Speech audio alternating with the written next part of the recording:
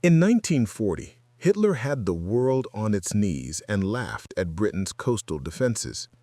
He didn't know that that defense, a strange collection of steel towers on the English coast, would become the blueprint that armed America. It's a story that many of us think we know, but the most important part has often been left in the footnotes. It's not just a story about the Battle of Britain. It's the story of how a secret British system, born of desperation and genius, was given to the United States, and how that gift changed the world forever. It's a story of arrogance versus humility, and it begins, as these stories so often do, with a terrifying new threat. Before the Second World War, there was a dreadful saying among military planners, a phrase coined by Stanley Baldwin: "The bummer will always get through." Think about that. In the 1930s, this was a terrifying reality. Airplanes were new, they were fast, and there was simply no reliable way to stop them. For an island nation like Great Britain, this was a nightmare. The English Channel had protected them from invasion for centuries, but it was useless against an enemy who could fly right over it. The fear was that a fleet of bombers could appear over London with almost no warning, turn the city to rubble, and be gone before the fighters could even get off the ground. Because, you see, the problem wasn't shooting the bombers down. A good fighter pilot in a Spitfire could do that. The problem was finding them. How do you find a small group of airplanes in the vast, empty sky, often at night or above the clouds? The first attempts were almost medieval. They built giant concrete acoustic mirrors, massive dishes carved into the cliffs of Kent, designed to capture the sound of an approaching engine. A listener would sit with a stethoscope, straining to hear a distant drone. But this was hopelessly inadequate. On a good day, with the wind just right, it might give you a 15-mile warning. A modern bomber could cover that distance in less than 5 minutes. By the time you heard them, it was already too late. Britain was defenseless, and they knew it. And across the Channel, the leadership of the Third Reich knew it too. Hermann Göring, the head of the Luftwaffe, was a man of supreme arrogance. He believed his Air Force was the most advanced, most ruthless, and effective fighting force the world had ever seen. And to be fair, in 1939, he had a point. The Blitzkrieg, the Lightning War, had crushed Poland in weeks. It had rolled over France and the Low Countries in a month. The core of that strategy was air power. The Stuka dive bomber wasn't just a piece of military hardware, it was a terror weapon, a psychological tool. The sound of its Jericho trumpet siren was the sound of impending doom. Göring and Hitler himself looked at Great Britain with contempt. They saw a small, decadent empire, clinging to outdated traditions. When their intelligence reports mentioned that the British were building strange 300-foot steel towers along the coast, they dismissed them. Hitler, who had a misplaced faith in his own intuition over his experts, openly mocked the idea. He called it a bluff. His experts told him that even if this radar thing, this new strange word, even worked, it was a defensive toy. And defense, in Hitler's mind, was a sign of weakness. The Reich was focused on attack, on V-weapons, on jets, on tanks. They believed that speed and overwhelming force were the only things that mattered. The idea of sitting and waiting for an enemy was absurd to them. They had no idea that those towers were not a bluff. They were a revolution. And that revolution was the work of a man named Robert Watson Watt. Watson Watt was a practical, no-nonsense Scottish physicist. In 1935, the government didn't ask him to invent radar. They asked him to investigate the feasibility of a death ray. It sounds like science fiction, and it was. The public was terrified of bombers, and newspapers were full of wild stories about rays that could cook a pilot in his cockpit. This was a serious problem for the Air Ministry. They were being pressured to spend money on something they were sure was impossible. So they turned to Watson Watt. He ran the numbers, And in a matter of days, he wrote one of the most important memos in military history. He titled it, "The Detection of Aircraft by Radio Methods." He politely explained that a death ray was a fantasy. The amount of energy required would be impossible to generate or aim. But, he said, and this is the crucial part, but it might be possible to use radio waves to find them. He proposed a simple idea. Broadcasters already knew that airplanes flying overhead would interfere with their radio signals. What if you weaponized that interference? What if you sent out a strong, focused pulse of radio energy and then listened for the echo? His superiors were skeptical, so Watt decided to prove it. In February 1935, in a frozen field near a BBC shortwave transmitter in Daventry, he set up his equipment in the back of an old van. He had the RAF fly a Hayford bomber, a slow, clumsy biplane, back and forth through the transmitter's beam. Watt and his assistant, Arnold Wilkins, watched a small green dot on a cathode ray tube. As the bomber approached, the green dot flickered. It stretched. A blip appeared. The radio waves were bouncing off the plane's metal skin and returning to their receiver, just as Watt had predicted. He had found it. 8 miles away. He had just proven that radar, a word that didn't even exist yet, was possible. The Air Ministry was stunned. They immediately gave him the money. The death ray was forgotten, and the race to build a real defense had begun. This is a story of ingenuity that many of us appreciate. If you value these kinds of hidden histories, taking a moment to subscribe to this channel ensures we can keep digging them up for you. It truly helps us continue this work. Now, building one experiment in a van is one thing. Building a wall of invisible energy to protect an entire nation is another. This is where the chain home system was born. The problem was immense. A single station, like the one in the van, could tell you a target was out there, but it couldn't tell you much else. It couldn't reliably tell you how high the plane was, or how many planes there were, or even which direction they were really going. To solve this, Watt and his team devised a brilliant, if rather clunky, solution. They wouldn't build one kind of tower. They'd build 2. First, they built the transmitters.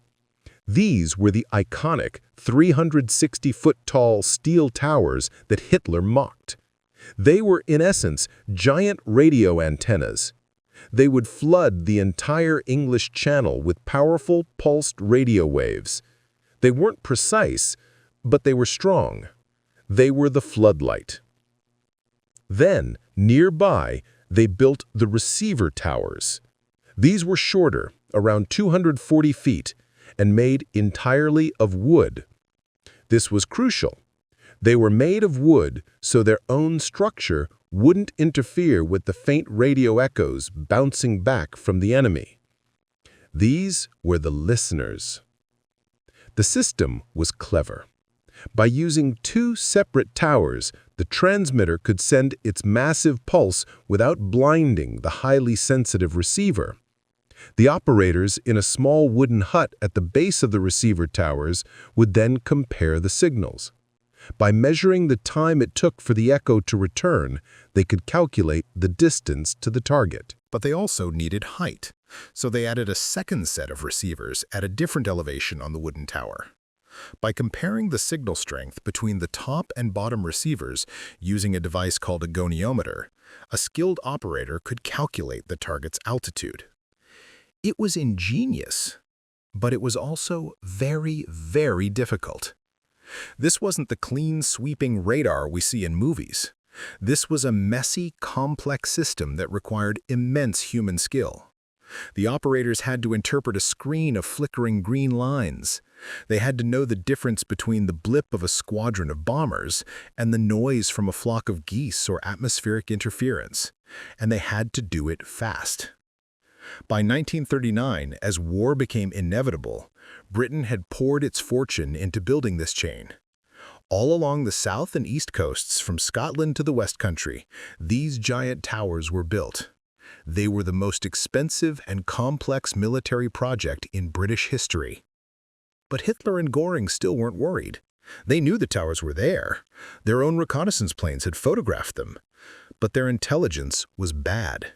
They thought they were for radio control of aircraft, or perhaps a new kind of navigation. They simply could not believe that this fence could possibly be a threat. Their arrogance was based on a fundamental misunderstanding. They thought the towers were the system. They weren't. The towers were just the eyes. The brain of the system was something else entirely, something hidden and something even more revolutionary, the Dowding System. This is the part of the story that is so often missed. The radar itself was only half the solution. In fact, raw radar data on its own is almost useless. Imagine you're in charge. You have 50 radar stations staring at the sky. At 9 a.m., Station 1 in Kent calls and says, "I see a blip 50 miles out." 5 seconds later, Station 2, 10 miles down the coast, calls and says, "I see a blip 52 miles out." Then Station 1 calls back, "My blip is at 49 miles." Then Station 3 calls, "I see a blip 50 miles." Is that one raid? 3 raids?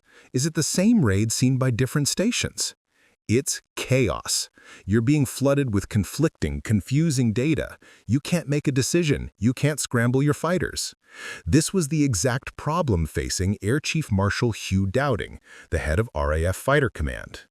Dowding was not a scientist. He was a quiet, stern, and deeply methodical man. Many found him cold and distant, but he was a genius of organization. He understood that having the information was useless if you couldn't manage it. So, Dowding built a nervous system for his radar.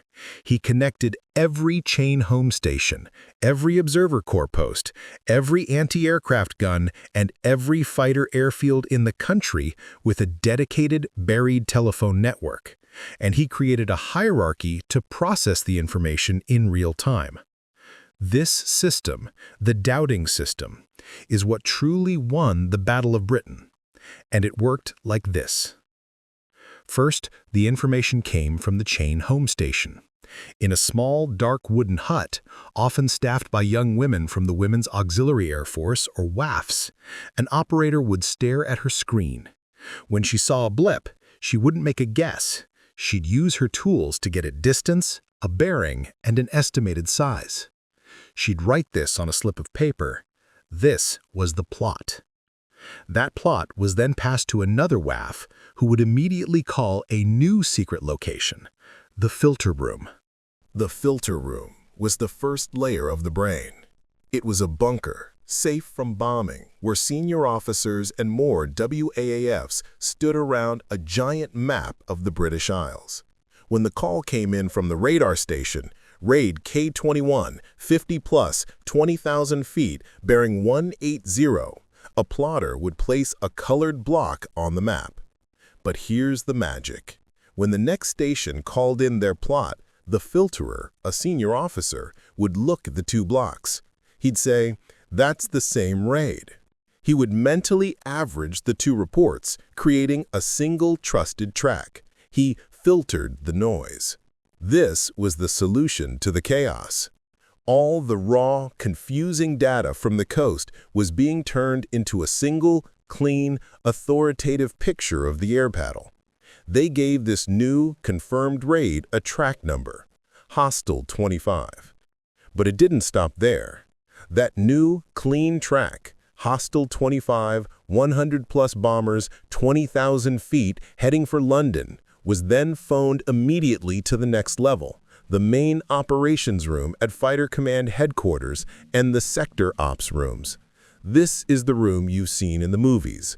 The giant map table, the WAAFs with long wooden rakes pushing blocks representing friendly and enemy squadrons. This was the God's eye view that Dowding had created. For the first time in the history of warfare, a general could see the entire battlefield in real time. He knew where every one of his units was, and he knew where every one of the enemy's units was. And because he had this information, he could make perfect decisions. He wouldn't scramble all his fighters at once. He wouldn't waste fuel. He could look at Hostile 25 heading for London and say, that's a job for 11 Group. And the 11 Group commander, looking at his map, could say, scramble Biggin Hill and Kenley squadrons, Angels 22, Vector 190. The fighters would take off, climb above the bombers, and wait for them, diving out of the sun with a massive advantage. This entire process, from the first blip on a screen in a coastal hut to fighters engaging the enemy, took less than 6 minutes. This was the system that Hitler and Goering knew nothing about. They thought they were attacking a blind and deaf opponent. They were in fact attacking the most sophisticated and integrated air defense system the world had ever seen. The test came in the summer of 1940, the Battle of Britain. Goering launched Adlerdog, Eagle Day. His plan was simple. He would send hundreds of bombers and fighters to attack the RAF's airfields and, he assumed, the radar stations. He believed he could wipe out fighter command on the ground and in the air in a matter of days. The German pilots were confident. They were veterans. They had the best fighter in the world at the time, the Messerschmitt 109. They expected to find the British scrambling to react, taking off in a panic as the bombs fell. But that's not what happened. A German bomber pilot from that time later described the experience. He said it was baffling.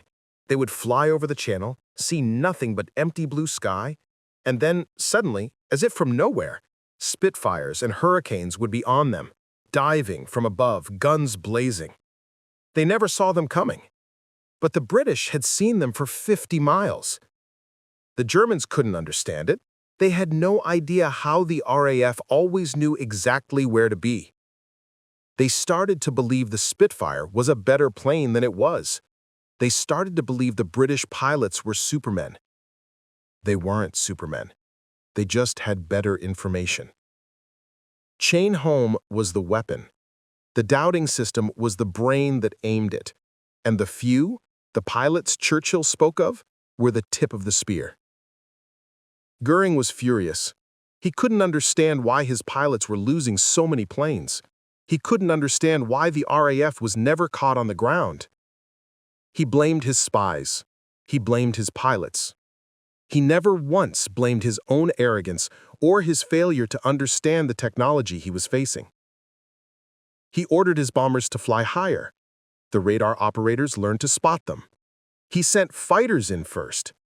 The controllers learned to hold their own fighters back, saving them for the bombers. Finally, in a fit of rage and frustration, Hitler and Goering made their most fatal mistake. Annoyed that the RAF wouldn't be destroyed, they changed tactics. They stopped bombing the airfields and the radar stations, which, by the way, was actually starting to hurt the British badly. And instead, they ordered the Luftwaffe to start bombing London. This was the beginning of the Blitz. It was a terrible, tragic time for the civilians of London, but for the RAF, it was a miracle. Because the moment the Germans turned their attention to the city, they gave the airfields and the radar stations a chance to breathe, to repair, to rearm. Hitler, in his anger, had saved the very system that was defeating him. The Battle of Britain was won. The invasion was postponed and then canceled altogether. Britain was safe. But the story doesn't end there. In fact, for the United States, it was just beginning. While Britain was fighting for its life, America was still officially neutral. We were, as a nation, deeply isolationist. Many people, exhausted from the First World War, wanted nothing to do with another European conflict. But President Franklin D. Roosevelt was a realist. He saw what was happening. He saw the map of Europe turning black, and he knew, with a grim certainty, that America's turn was coming. And he knew we were not ready. In 1940, the United States military was shockingly far behind in radar technology. We had some systems, like the SCR-270. In fact, it was an SCR-270 radar that would famously spot the Japanese planes approaching Pearl Harbor. But the operator's warning was tragically dismissed. But the American systems had a fundamental flaw. They were just radars. They weren't a system. They were the eyes with no brain. There was no central filter room, no operations table, no dedicated network to get the information to the people who needed it. American military observers in London, however, saw the Dowding System in action. They stood in the fighter command ops rooms and watched with their jaws on the floor as the British operators calmly and efficiently dismantled the entire Luftwaffe, day after day. They saw a system that was 20 years ahead of anything the U.S. had. They knew instantly that they had to have it. At the same time, Winston Churchill was desperate. He had won the Battle of Britain, but he knew he hadn't won the war. Britain was broke. It was running out of planes, out of ships, and out of time. He knew that without America, all he had done was delay the inevitable. So, in the late summer of 1940, Churchill made one of the biggest gambles in history. He organized something called the Tizard Mission. Sir Henry Tizard, a brilliant scientist and one of the early champions of radar, was tasked with a secret journey. He was to go to Washington, and he was to bring a gift. In a locked black box, carried by hand, Tizard and his team brought the crown jewels of British science. They brought blueprints for the jet engine. They brought the design for the proximity fuse, which would allow shells to explode when they got near a target, not just when they hit it. And they brought the single most important invention of the Second World War, the cavity magnetron. This device is the reason the Yanks would become masters of the sky. The chain home system was a marvel, but it had one major limitation. It was enormous. The radio waves it used had a long wavelength, which meant the antennas had to be hundreds of feet tall.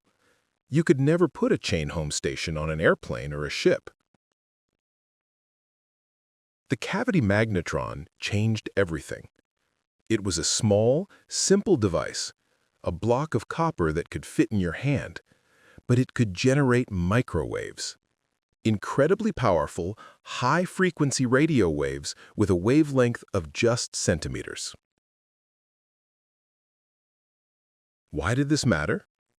Because to detect the small target, you need a small wavelength, and to send a small wavelength, you need a small antenna. The cavity magnetron was the key to building small radar. Radar that was powerful enough to be effective, but small enough to fit in the nose of a night fighter. Small enough to mount on the mast of a ship to hunt U-boats. Small enough to put in a bomber so it could see its target through solid clouds. When the Americans on the Tizard Mission team saw the magnetron, they were speechless. Their own best systems could produce maybe 10 watts of microwave power. The British device, right out of the box, produced 10,000 watts. One American scientist simply said, "This is the most valuable cargo that has ever been brought to our shores." And so the deal was struck. Britain gave America the magnetron, and just as importantly, they gave them the complete blueprints and operational doctrine of the Dowding System, the chain-home brain. In exchange, America gave Britain what it needed most: money, resources, and the promise of industrial mass production. This is where the story shifts from a British story to an American one. It's fascinating, and if you're finding this connection as important as we do, a simple like on the video lets us know to find more stories just like it.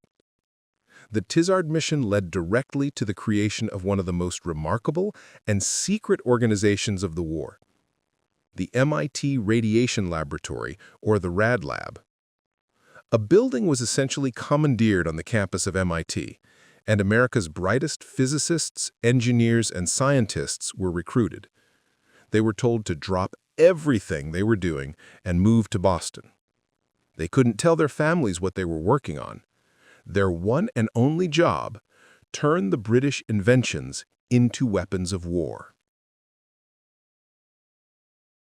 And they did it with staggering speed and scale.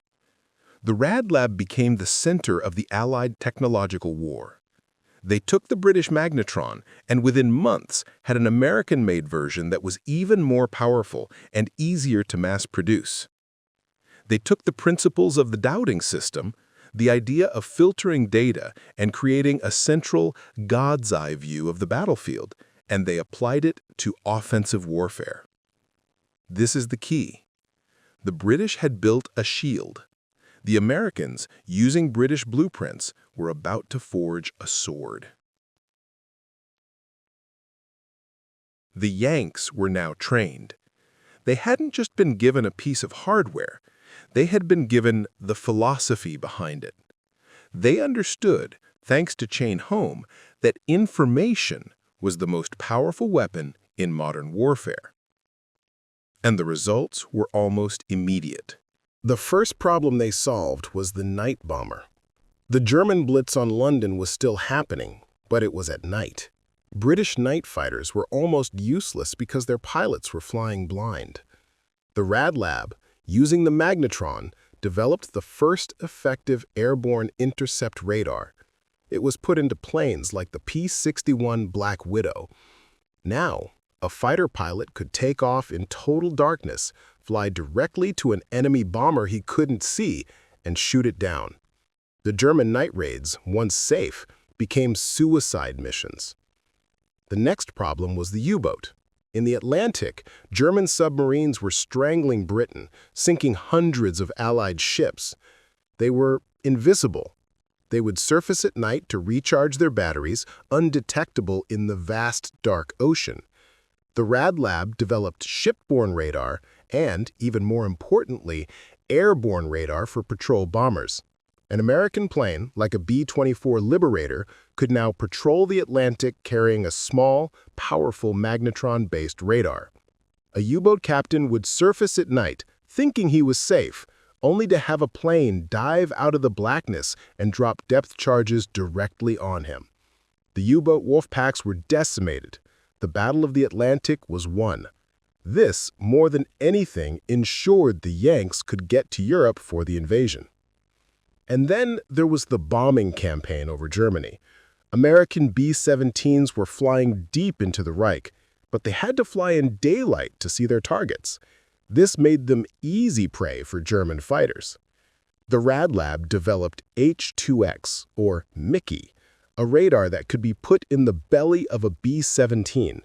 It was so precise it could map the ground through 10,000 feet of solid cloud. A bombardier could now look at a radar screen, see the outline of a city, find the blip of a factory or a rail yard, and drop his bombs with pinpoint accuracy without ever seeing the ground. This brings us back to Hitler. While the Allies were building a global network of interconnected, data-driven radar systems, all born from that initial Chain Home concept, what was the Führer doing? He was still obsessed with his wonder weapons. The V-1 flying bomb, the V-2 rocket, the Messerschmitt 262 jet fighter. These were terrifying weapons, make no mistake. The V-2 in particular was a nightmare. It was the world's first ballistic missile. It traveled faster than the speed of sound. You couldn't shoot it down. You couldn't even hear it coming. The explosion happened first, and then you heard the sound of its approach. Hitler poured his nation's remaining resources into these weapons, believing they could terrorize Britain into surrender. He continued to mock Allied radar. But here was the final, fatal irony. The V-2 was a terror weapon, but it wasn't a war-winning weapon. It was too inaccurate. It couldn't be aimed. It just fell on London. Radar, on the other hand, was the ultimate war-winning weapon, because it wasn't just about finding one plane. It was about coordination. And the ultimate test of that coordination came on June 6, 1944, D-Day. How do you coordinate the largest amphibious invasion in human history? How do you get 5,000 ships across a treacherous channel, protect 1 million men on the beaches, and coordinate thousands of aircraft overhead, all at the same time? The answer was radar. The Yanks were returning to Europe, and they were bringing the eyes that Britain had given them. The lead ships of the invasion fleet used precision radar to navigate the channel in darkness. Battleships used radar-directed gunfire to shell German bunkers they couldn't even see. Overhead, fleets of Allied bombers, protected by night fighters, equipped with airborne radar, pounded the German defenses. And when the troops got ashore, one of the first things they brought with them was mobile radar stations based on the principles of the MIT Rad Lab. These stations could be set up on a beachhead, find German tank formations, and call in fighter bombers to destroy them. The very technology that Hitler had dismissed as a defensive toy in 1939 had been perfected by the Americans, turned into a sword, and was now being used to tear his fortress Europe to pieces. The mockery was silenced. The legacy of those coastal towers is staggering. Chain home itself was crude. By 1945, it was already obsolete, replaced by the very microwave systems it had inspired. But the idea of chain home, the system, changed everything. It was the first information age weapon. It proved that the side with the best information and the best way to use that information would win. That lesson, trained into the Yanks by the Tizard Mission, didn't end in 1945. Many of the scientists from the MIT Rad Lab went on to become the founders of America's post-war technological dominance. They took the exact same principles of chain home: detect at a distance, filter the data, create a central picture, and intercept the threat, and applied it to the next great enemy, the Soviet Union. They built the WWII, the Distant Early Warning System, a chain home of massive radar stations across the high Arctic of Alaska and Canada, designed to spot one thing: Soviet bombers coming over the North Pole. Many of us who grew up in the 50s and 60s remember the WWII. It was our shield. It was the direct, linear descendant of those strange steel towers on the cliffs of Kent. The story of chain home is more than just a battle. It's a powerful lesson in how humility and ingenuity will always, in the end, defeat arrogance. Hitler mocked what he didn't understand. Britain, and later America, embraced it, perfected it, and used it to save the free world. There are so many more of these stories, forgotten pieces of history where one small invention changed everything. Let us know in the comments which piece of forgotten W2 technology you'd like us to cover next. We read every single one.